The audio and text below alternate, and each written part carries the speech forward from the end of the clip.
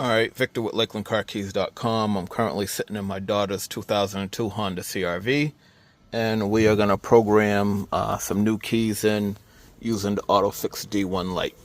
So the key that's currently in there is programmed to the vehicle. When I put it in, you'll see the immobilizer light go on for about 4 seconds and go out. That indicates a programmed key.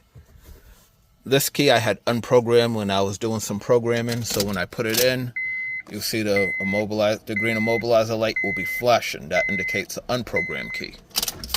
The third key was a clone that I did of that original key.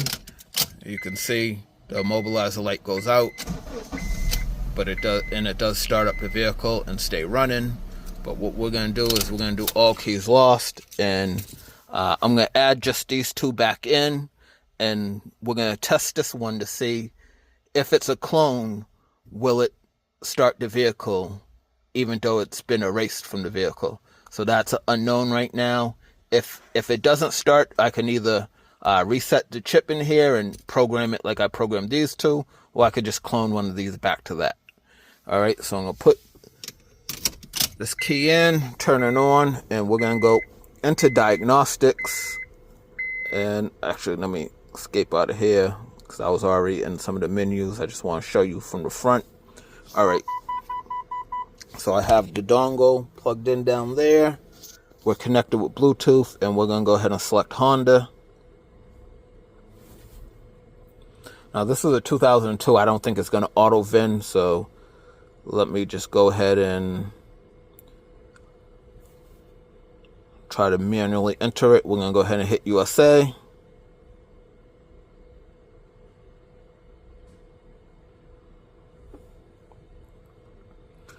And it'll take a few seconds for it to go and determine what it is. So I'm going to select, yeah, it's 2002. Alright, so what we're going to do is we're going to go into hot functions and emo keys.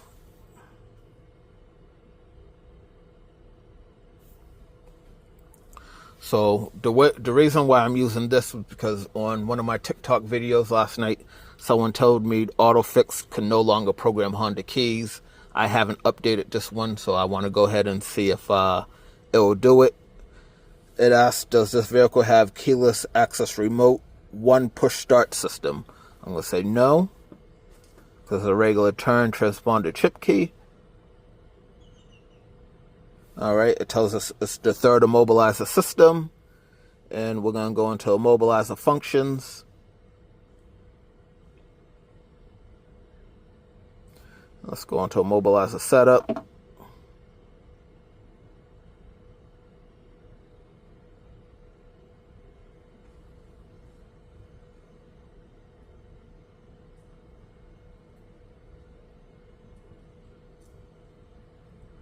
Alright, and then from the next screen, it gives you the function menu. We're going to go special function, and let's go into add and delete keys. Alright. Alright, just saying that we're going to need a new key. So what we're going to do is we're going to do all keys lost, and let it just wipe all the keys out of the vehicle, and then we're going to add those two keys back in, the regular chip keys. So ask us to enter how many keys we want to program. We're going to enter 2. Alright, so it tells me to switch the ignition off. Alright, switch it on.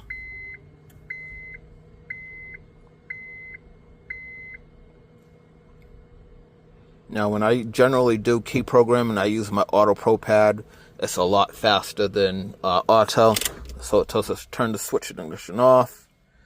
Alright, and then it tells me to switch ignition on with another key.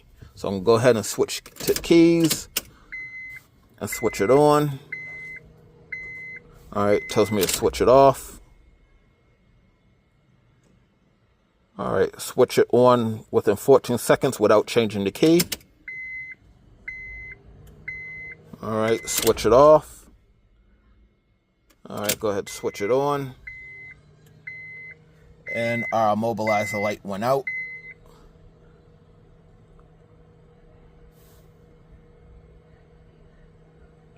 Alright, so it asks us to mobilize the light off. I'm going to go ahead and say yes.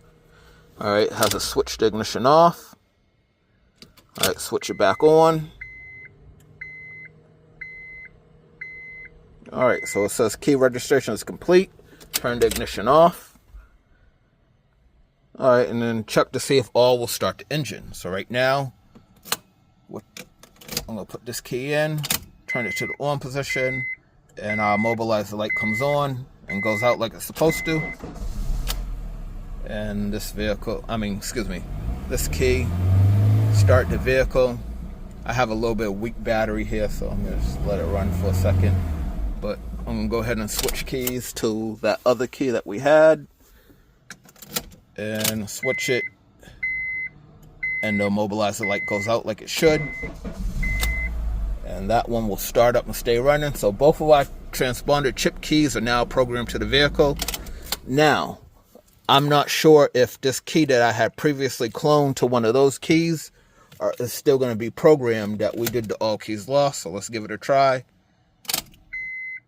Turn it on. Mobilizer light went out. Oh, and there goes my battery dying. But the mobilizer light did go out, so that key is still programmed. All right, I got my top down boost pack here. There we go, get it some power. And I'm gonna shut this off.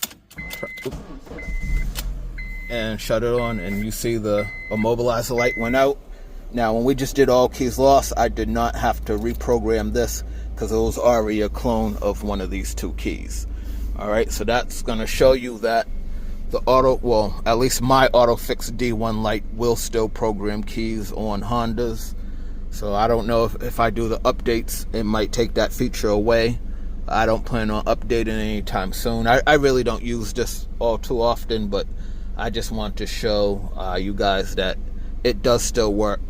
And you know, if you're really good with Android systems and you figure it out, you might be able to roll back to an older update and get those features back.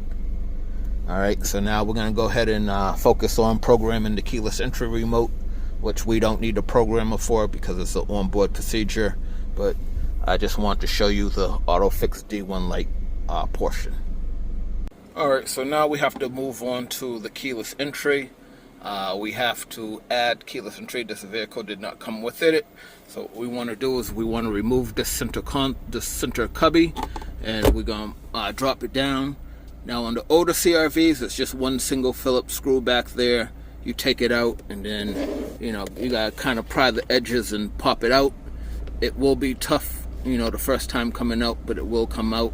On the newer ones, there's a little window there that you have to use a flathead or a little pry tool and pop the little window out, and then that will expose the screw holding the bucket into place.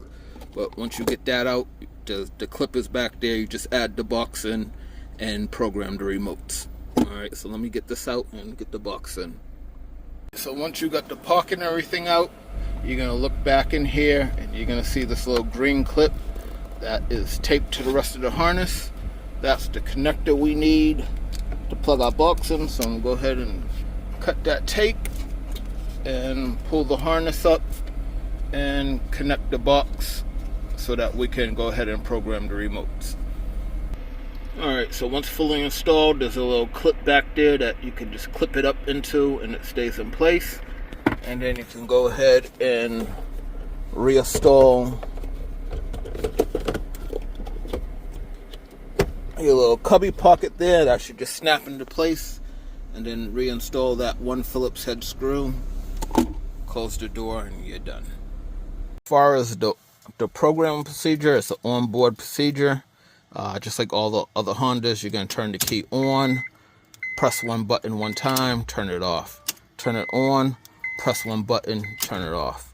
Turn it on, press one button, turn it off. Turn it on, press one button, and the lock cycle. And then you press the button again, the lock cycle. And if you have any other remotes, I'm not sure. Oh, that was the right one. I wasn't sure if that was the right remote. But if you have any more remotes, you can just go ahead. See, this one didn't take. So they got those two remotes that are programmed to the vehicle now. And yeah, that's pretty much it. That's the onboard procedure.